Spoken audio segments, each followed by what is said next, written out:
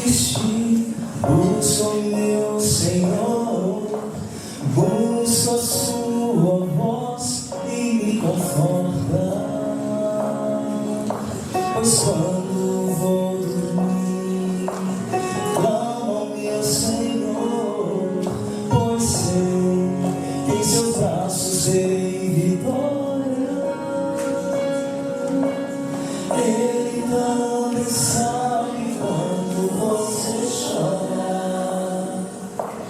quando você cai em desespero,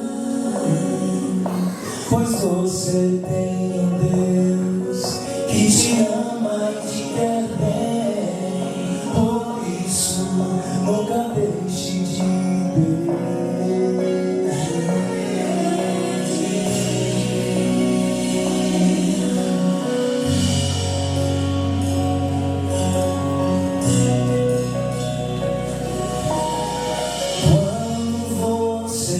Estiver precisando de Deus, peça em oração a sua ajuda,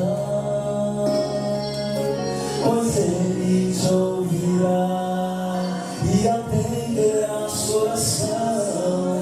Por isso nunca deixe de pedir. Ele também sabe quando você chora, quando você cai em desespero, pois você tem um Deus que te ama e te quer bem, por isso nunca deixe de pedir. Por isso nunca deixe de pedir.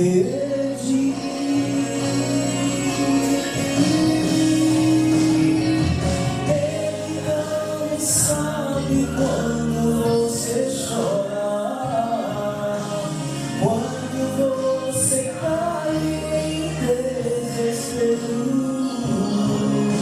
pois você tem um Deus que te ama e te quer bem, por isso nunca deixe de pedir. Ele também sabe quando você chora, quando você cai em desespero, pois você tem um Deus que te ama e te quer bem, por isso nunca deixe de pedir.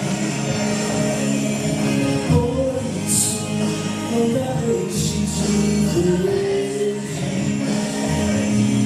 Por isso nunca deixe de pedir. Por isso nunca deixe de pedir. Por isso nunca deixe de pedir. Não deixe de pedir.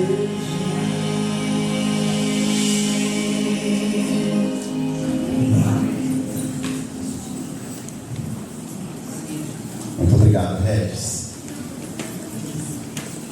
Essa dupla, eu e o Regis, a gente já tem uma história de muitos anos juntos.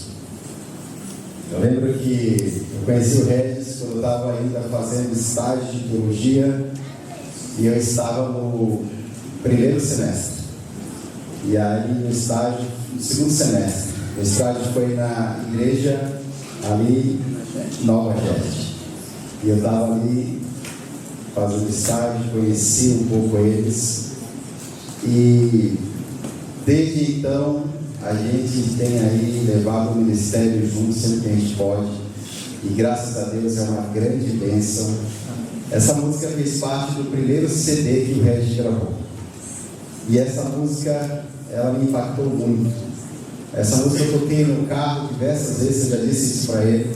E eu vinha para o colégio, quando eu saí de São Paulo, vinha para o colégio, eu vinha cantando e estudando. essa música no carro, muitas vezes 4 da manhã, 5 da manhã, no máximo 5 da manhã, para chegar às 7 no colégio, e era um grande privilégio, uma grande oportunidade. E essa música toca muito no meu coração, porque ela fala da oração. E ele fala: nunca deixe de pedir. Se nós entendermos cada vez mais o poder das palavras, a nossa vida cada vez será mais e mais e mais diferente. Porque as palavras, elas têm poder. Deus criou o mundo através da palavra. A palavra é boa. A palavra, ela tem uma importância muito grande. Quando vocês pais forem dirigir aos filhos, digam palavras boas, digam palavras positivas, diga as palavras certas, porque as palavras, elas estão registradas no tempo. E o meu sermão dessa manhã vai falar sobre o tempo. Existe alguém que controla o tempo. Existe alguém que tem o poder de toda a história e do tempo em suas mãos. Tem alguém que aqui, se você olhar para frente, controla os fatos, controla a história, controla os acontecimentos. Esse alguém tem o poder e o controle em suas mãos. Você pode fazer uma oração através do nome de Deus. E se assim o céu quiser, e se assim Deus quiser, a história pode ser mudada. Deus tem o tempo dele. O tempo de Deus, muitas vezes, ou a maioria das vezes, não é o nosso tempo. Nós somos ansiosos, nós queremos as coisas rápidas. Estamos vivendo em uma geração que é a geração do fast food, da comida rápida, do tempo rápido, do drive-thru, de tudo muito rápido. Mas Deus tem o tempo dele. Deus tem o momento dele. Eu tenho 2 perguntas para fazer para a igreja. Uma pergunta é difícil e a outra é fácil. Qual que vocês querem que eu faça primeiro? A fácil ou a difícil? Você já sabe. Vou fazer a fácil primeiro. Quem está aqui na igreja hoje, ou está acompanhando aí a live, ou vai ver esse vídeo depois, que tem uma Bíblia na mão, levante a sua Bíblia e diga amém. Amém. Nós vamos ler alguns textos bíblicos. Vocês já acostumaram mais ou menos como eu faço o sermão. E eu gosto de fazer o sermão trazendo textos bíblicos e aproveitando o conhecimento. E hoje nós vamos falar de alguns fatos. Então pega a sua Bíblia na mão, vamos fazer uma oração ao nosso Deus. Santo e eterno Deus, que nas alturas dos céus habita. Obrigado, Senhor, porque o Senhor uniu nesta manhã um propósito. O Senhor nos chamou para estarmos aqui na tua casa de oração. Não nos permita, Senhor, sairmos daqui sem sentirmos o poder que vem de ti, sem sentirmos, Senhor Deus, em nossa mente, no nosso coração e na nossa vida, aquilo que é precioso, os teus planos em nossas vidas, Pai. Agora abrimos a tua palavra, Senhor. Fala porque os teus servos, os teus filhos estão ouvindo nessa manhã, Pai. Estamos aqui preparados, Senhor. Nos ajuda nesse momento a esquecermos um pouco a nossa vida corrida para ligarmos na terra e ligarmos no céu. Que saiamos daqui dessa igreja repletos, cheios do poder de Deus. Nos abençoa, Senhor, em nome de Jesus. Abra sua Bíblia no livro de Gênesis. Gênesis, não, peraí. Vou voltar. Volta. Eu tenho que voltar, né? Peraí. Volta mais uns. Aí, passa a mão agora. Isso. É que nós estamos passando junto. Volta a mão. Passa a mão passa você aí. Isso. A primeira pergunta é a seguinte: com qual idade Jesus começou o seu ministério? Qual foi a idade? A Ellen já sabe ali, porque a Ellen lê a Bíblia, não, a gente não lê também, né? Mas a Ellen sempre tem a resposta rápida. Pregadores de domingo agora, não percam o culto de domingo. Qual idade Jesus começou o seu ministério? Quanto? Alguém falou aqui, 30 anos de idade. Quem está aqui na igreja hoje que está com 30 anos? 30 anos. Ah, olha aí. Eu não vou dizer que isso é bom para você, mas tem alívio. Deus não faz nada por acaso. Então, essa idade nós vamos falar um pouco sobre ela. Vai ver a importância. E outras pessoas que já passaram muito tempo da idade, como Mateus já passou dos 30, assim, não? Nem chegou lá, Mateus. Dia 20 de maio, abril. 20 de abril, Mateus chega nos 30. Trintou, Mateus. Então é para você. Olha bem esse sermão. Aqui nós vamos falar quantos anos Jesus começou o seu ministério. Com quantos anos? Lucas, capítulo 3, versículo 23. Aí já está dizendo: Jesus começa seu ministério com quantos anos? 30 anos de idade. Por que Jesus começa seu ministério com 30 anos? Por que ele não começa com 27? Por que ele não começa com 12? Por que ele não começa com 25? Por que ele não começa com 23 ou 21? Tem um motivo? Sim ou não? Tem um motivo. Quer ver algumas coisas? Eu vou poder chegar no final dessa resposta da seguinte maneira. Me ajuda aí, Samuel. Passa aí. Aqui em Gênesis capítulo 41, abra sua Bíblia. Gênesis capítulo 41, versículo 46. Gênesis 41, versículo 46. Com qual idade ou com quantos volta? Volta. Aí. Com quantos anos José do Egito foi coroado, não coroado, mas colocado como governador? O que a Bíblia diz? 30 anos. Então ele vai falar, versículo 41, capítulo 41, versículo 42, diz assim, então tirou o faraó o seu anel e o sinete da mão e o pôs na mão de José e fez-o vestir roupas de linho fino e lhe pôs no pescoço um colar de ouro. Se você puxar, ele tinha quantos anos? 30 anos de idade.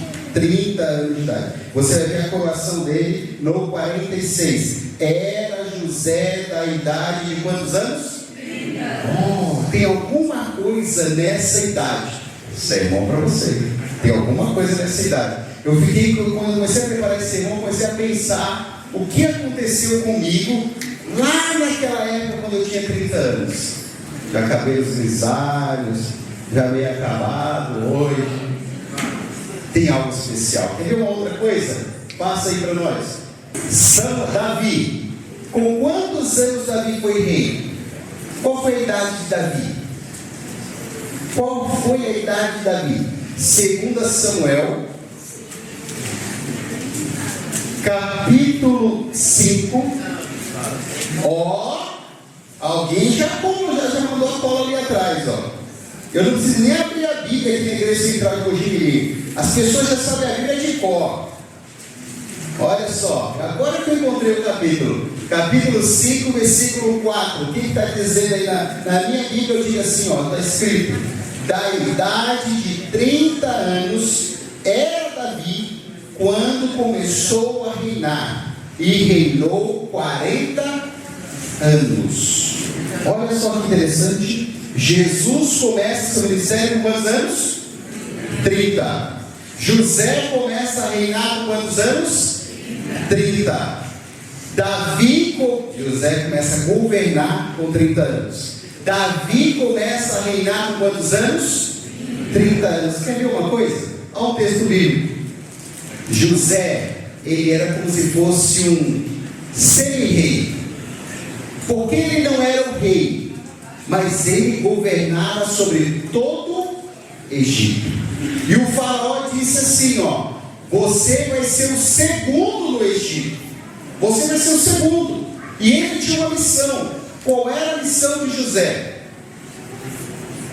No momento da fome, ele deveria preparar o Egito para salvar as pessoas e outras cidades também da fome. Ele foi um semi-rei. Davi já foi um rei.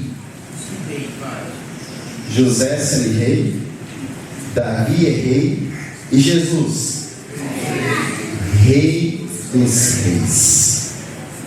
Entende? Está vendo a linha de raciocínio? Davi, ele foi ungido muito pequeno.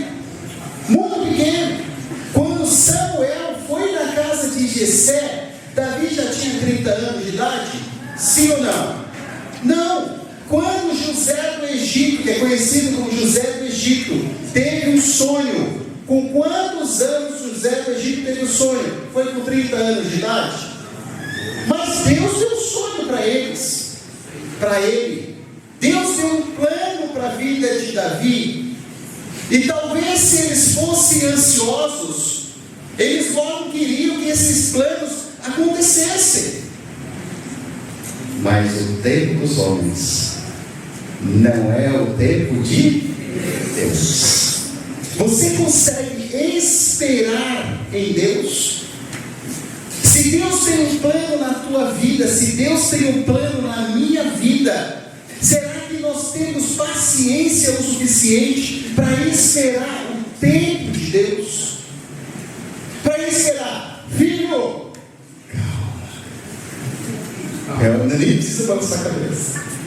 Às vezes a gente é ansioso, né? Às vezes a gente quer as coisas muito rápidas. Senhor, o Senhor me prometeu, Senhor, então cumpra, Senhor. Eu não estou aguentando mais. Eu quero ser rei. Davi esperou o tempo de Deus. Davi teve a oportunidade de abreviar esse tempo. Deus colocou a vida de Saul nas mãos de Davi. E Davi disse o quê? Jamais eu colocaria a mão sobre um ungido do Senhor. Mas se ele matasse Saul, ele já não seria rei logo, sim ou não? Mas não perto de Deus. Deus tem um tempo para nós. Deus tem uma promessa para nós. Deus tem uma promessa para a sua igreja. Talvez a gente está sofrendo com algumas circunstâncias. Essa semana eu estou orando por um casal que teve um diagnóstico não tão bom por causa do seu filho. E sabe qual é a promessa dos médicos? É que talvez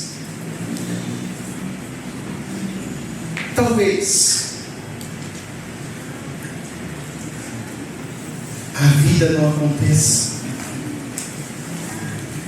Mas os planos de Deus, a resposta de Deus, ela está além do ser humano. Se pedires com fé, Deus é o nosso amigo fiel. É a música, a primeira música. Amigo fiel. Sabe o que é um amigo fiel? É aquele que está ao nosso lado em todos os momentos. e este é Deus. É muito fácil você ter amigos quando está tudo bom, quando temos dinheiro, quando temos posição. É muito fácil. Mas é nas dificuldades que se conhece verdadeiros amigos. O plano de Deus é o tempo de Deus. Eu não sei para quem é esse sermão aí, mas eu já digo que ele serviu para mim. Deus tem um plano. Sabe quem é este aqui? É Ezequiel. Com qual idade Deus começou a trazer visões para Ezequiel? Abra sua Bíblia, Ezequiel capítulo 1, versículo 1. Com qual idade Deus deu aquelas visões do trono de Deus? Abra aí para você achar. Será que foi com 16? Será que foi com 27?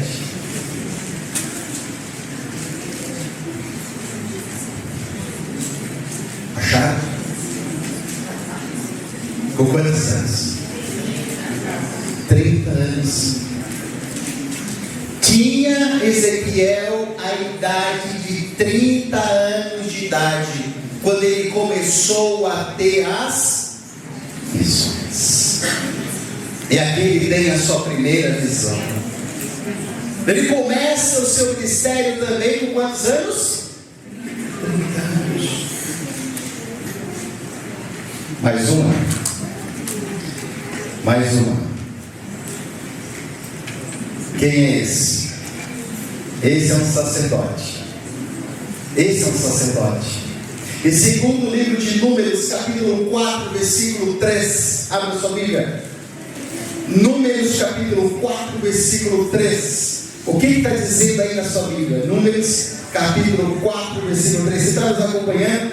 Aí você está nessa live, você está nesse vídeo. Abra sua Bíblia também, acompanha a gente. Números, capítulo 4, versículo 3. Olha o que está escrito. O que está escrito na sua? Acharam aí, contrário? Números, capítulo 4, versículo 3. Deixa eu ver se eu acho aqui na frente também. Eu vou ler esse texto, porque esse texto é muito importante. Ele representa muito o que Jesus está fazendo. Olha só. Na minha Bíblia, eu leio da seguinte maneira. Olha o que está escrito. Da idade de quantos anos? De novo. Esse sermão é para ele de novo. Da idade de 30 anos para cima, até os 50, será todo aquele que entrar neste serviço para exercer algum encargo na tenda da congregação. A minha pergunta: o que é tenda da congregação? Santuário. É o santuário. Depois, posteriormente, é o templo. Então, qual é a idade que o sacerdote deveria fazer o seu serviço lá no templo? A partir de 30 anos. E ele exercia essa função por quantos anos? 20 anos até os 50. Dos 30 aos 50. Sabe por que Jesus não começou o seu ministério com 28 anos de idade? Sabe por que ele não começou o seu ministério com 27 anos de idade? Sabe por que Jesus não começou o seu ministério com um pouco menos de idade ainda? Porque existia o serviço do sacerdote, existia uma profecia, existia todos os fatos. Existe alguém que tem o controle da história, existe alguém que tem o controle do tempo, existe alguém que tem o controle desse mundo em suas mãos, e ele sabe o tempo certo, o tempo de Deus. Daniel capítulo 9, versículo 27. Olha sua Bíblia. Daniel capítulo 9, versículo 27.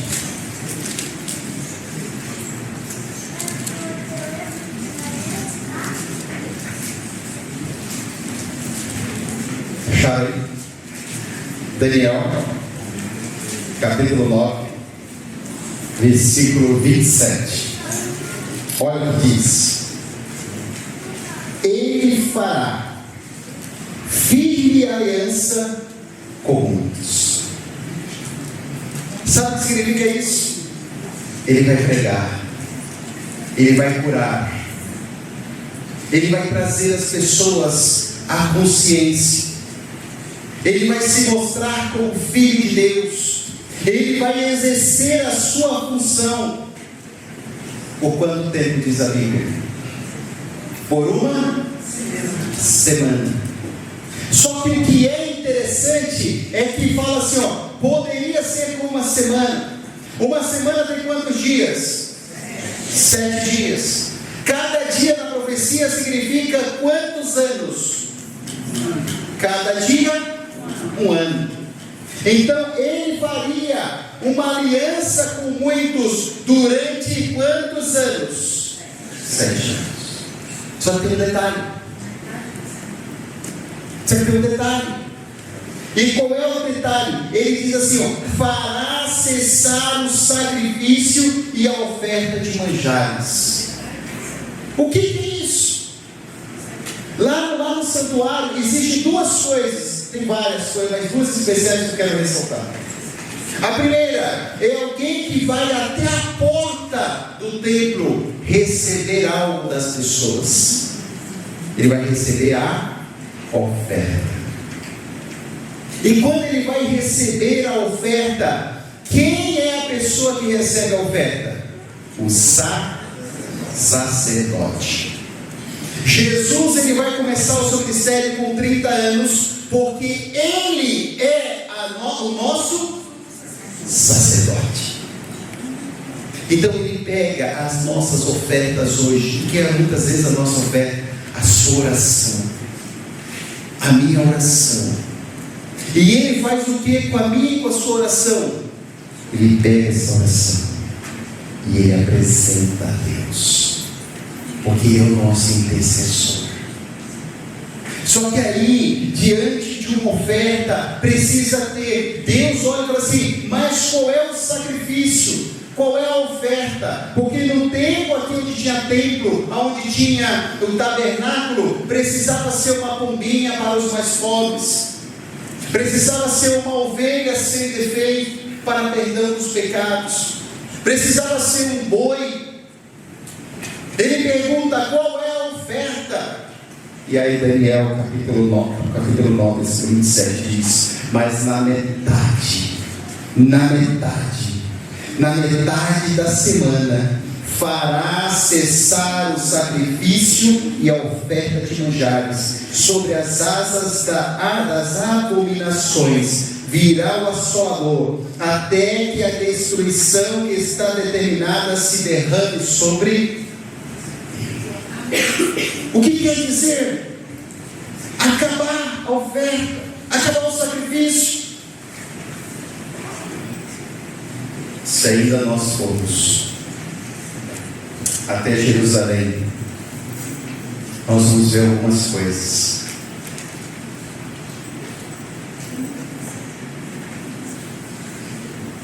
A oferta está ali. Ele fala a metade da semana, não é? E o que é a metade da semana? Semana tem 7 dias. 3 para um lado, 3 para o outro. Metade. Significa 3 anos e meio. Quantos anos Jesus desenvolveu o seu ministério antes de finalizar o sacrifício? 3 anos e meio. Mas por que 4 anos? Por que não 4 anos? Por que não 3 anos? Por que não 2 anos? Por que não 10 anos? Porque o controle não está nos humanos. O controle não está nos moginianos, assim que fala. Moginianos. Olha, eu já corrigi.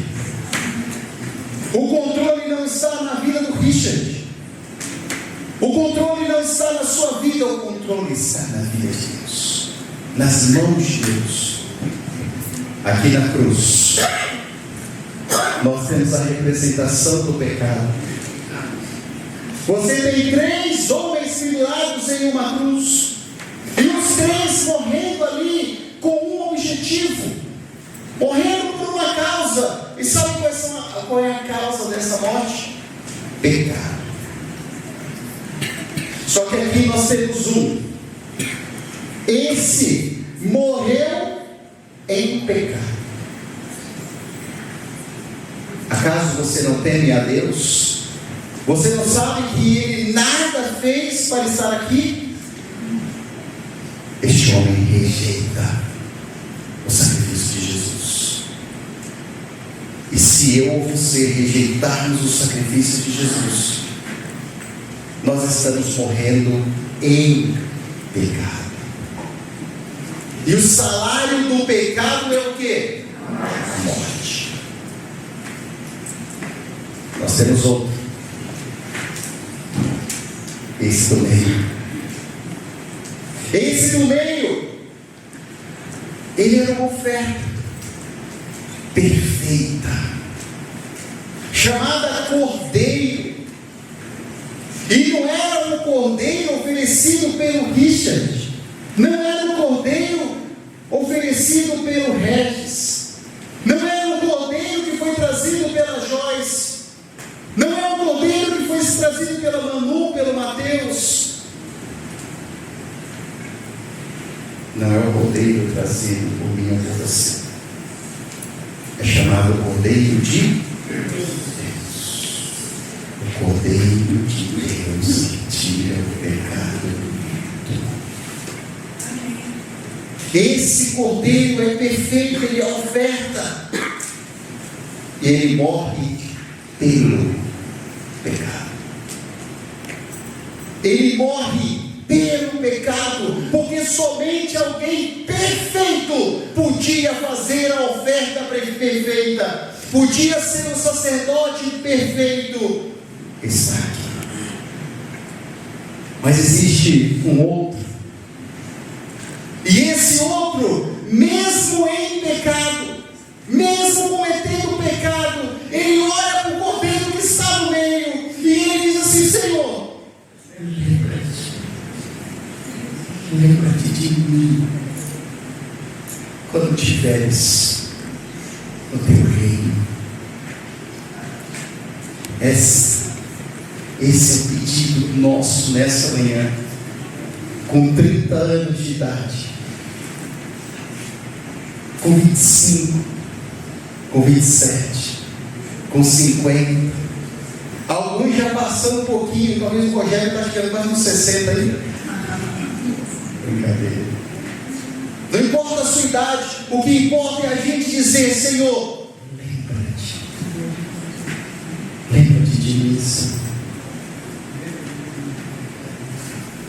Muitos procuram este lugar, muitos procuram a tumba deste grande homem, muitos procuram onde está esse grande homem, onde está esse Salvador.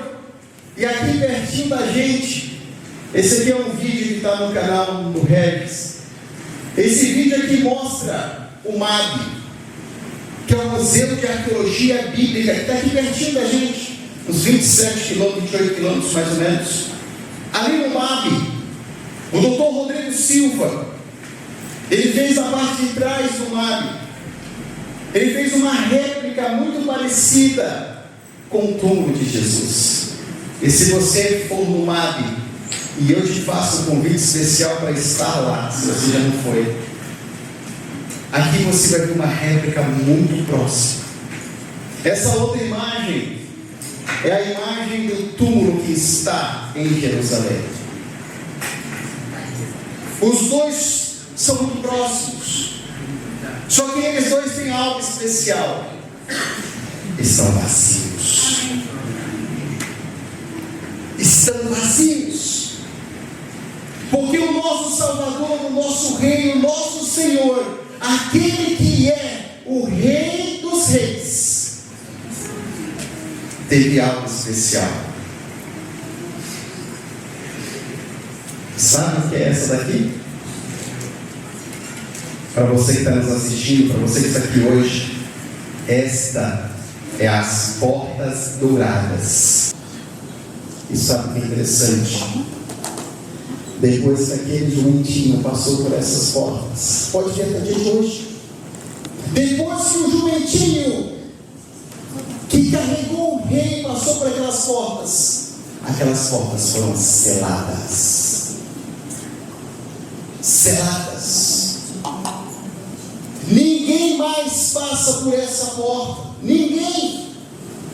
E aqui, meus irmãos, aqui na parte de baixo, tem vídeos aí no YouTube, na parte de baixo, você tem um cemitério aqui na parte de baixo, bem na entrada da porta. Um cemitério árabe,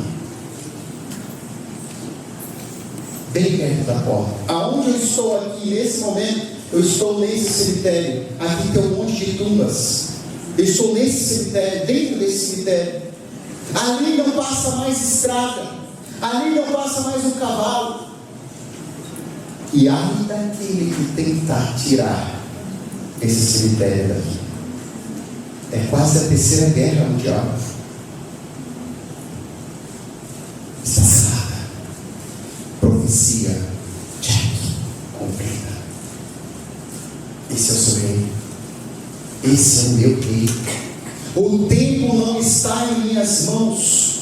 O tempo está nas mãos de Deus.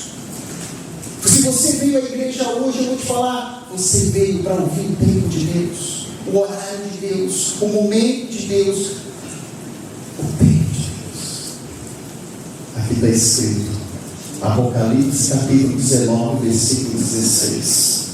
Está vindo, está chegando, está às portas. Quem está chegando? O Rei dos Reis, Senhor dos Reis.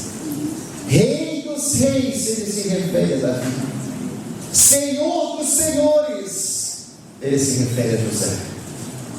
José era o Senhor, governador de todo o Egito. Mas está alguém aqui que é maior, superior que José, superior que Davi. Rei dos reis e Senhor dos senhores. Vai ter um dia que nós olharemos para o céu e nós vamos ver uma nuvem bem pequena, e ali diz, como o tamanho da mão de um menino. E depois essa nuvem vai começar a aumentar, vai começar a aumentar, vai começar a aumentar, e nós vamos começar a ouvir, nós vamos começar a ouvir um canto diferenciado, nós vamos começar a ouvir uma música diferenciada, nós vamos começar a ouvir algo diferenciado, um som perfeito, uma adoração perfeita, o som dos anjos cantando, das trombetas sendo tocadas, e agora todos irão dizer, é o tempo de Deus. Não é no meu momento, não é no seu momento. Os amigos ansiosos de Jesus perguntaram, Jesus, mas quando o Senhor vai voltar? Me deixa ficar preparado, Jesus. Quando o Senhor vai voltar? Qual é o momento? Qual é o momento da tua vida? Quando o Senhor chegar? Ele diz assim, isso somente o Pai sabe. Se eu dissesse para vocês são ansiosos, talvez vocês não suportariam. Tem uma música que esse casal canta, uma música muito especial, é a música No Tempo de Deus. E eu convidei eles para cantar, porque essa música fecha o meu sermão de hoje. Às vezes nós andamos ansiosos pela vida, andamos ansiosos pelo que comer, pelo que fazer, andamos ansiosos pelas circunstâncias. Calma, igreja, calma, igreja. Se a gente pudesse dizer, era assim, ó, é só um pouco mais. Um pouquinho mais. Ele está voltando. Ele está vindo. No tempo de Deus. Passou e você só chora. Perdeste queridos que estavam ao teu lado. Quanta dor. Você não tem forças. Está tudo tão triste. E o mal sempre persiste em dizer pra você: não tem jeito. Mas quero te dizer que Deus é contigo. Ele é o teu amigo, está sempre ao teu lado pra te proteger. No tempo de Deus tudo vai mudar. No tempo de Deus pode acreditar. Hoje você sofre, hoje você chora, mas no amanhã tua vitória chegará. No tempo de Deus você verá que o Senhor vai te ajudar, vai te tirar da prova, secar as tuas lágrimas, dá um novo tempo, você vencerá no tempo de Deus.